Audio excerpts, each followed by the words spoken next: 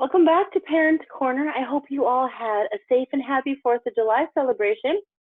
For today's lesson, we are beginning a whole new unit in our curriculum with the kids, and this marks a really big turn in the story that we've been telling so far. The last unit focused on the creation of Earth and all the living things on Earth, including people.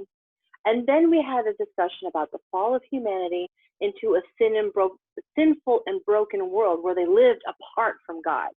Now, despite all of the troubles that we face, that are faced by a flawed humanity in this broken world, last unit, our focus is on remembering that God always loves us. And when we say that, the kids say, wow, God. So now we're transitioning into a new unit where we focus how we can always trust God. So we say, we can trust God. And the kids will say, trust God. So our story today is the story of God's covenant with Abraham. Now, this is a major turning point in the biblical story because all of the previous stories have been about humans falling to the temptation of sin and God's punishment for that sin. Even though God loves us, God still punished humans for these sins. We have a few heroes like Noah, but even he ends up making some pretty big mistakes after the flood. And at this point, when God starts to choose his covenant with Abraham, God takes the focus off of trying to get all of humanity to obey God's commands and puts it all onto one person, Abraham, or Abram. He later changes his name to Abraham. And Abraham's story is incredibly long and very complex. The story of the covenant between God and Abraham is incredibly long and complex.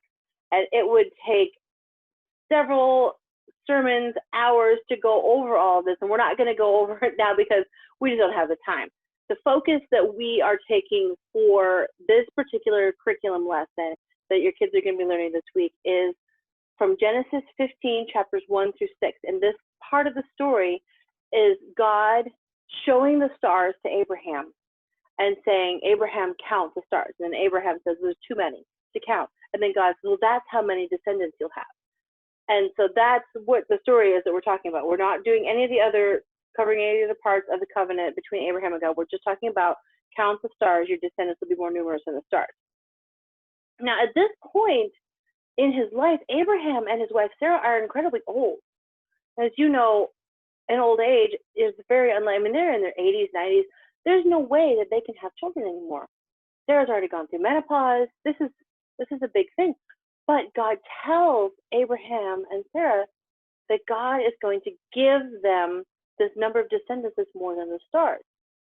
Now, I'm sure you can imagine, and it says in the Bible, that they are incredibly skeptical about this promise. Sarah even laughs that she's so skeptical about this promise. But we learn that, yes, this promise comes true, and they do have a child, Isaac, and we'll talk about that more next week in our lesson. But they do have a child, and this promise does come true, and we can trust God. And so we can see how being skeptical of God's promises plays out in the Bible and how God proves that we can trust God. And there are times that things are going to look hopeless for kids. There's times that things are going to look hopeless for us. And it's difficult to trust that God is going to take care of us. You know, we have kids in this church who have lost parents, kids who are living in foster care because their family has been broken. We have kids who struggle with bullying. And really right now, all of our kids are missing out on their normal summer activities because of this pandemic. Our children are carrying these heavy burdens that weigh them down, and it can be hard, if not impossible, for them to trust God. This is a really timely lesson about learning to trust God and knowing that even though things look hopeless, things like there's no way that God is going to fulfill this promise, and we find out that yes, God fulfills promises. Now, it's not always going to look the way we think it should look, but God is taking care of us. God will be there to fulfill promises and take care of us. And so that's what we really want to bring home for the lesson today is that God makes promises to us. God keeps those promises.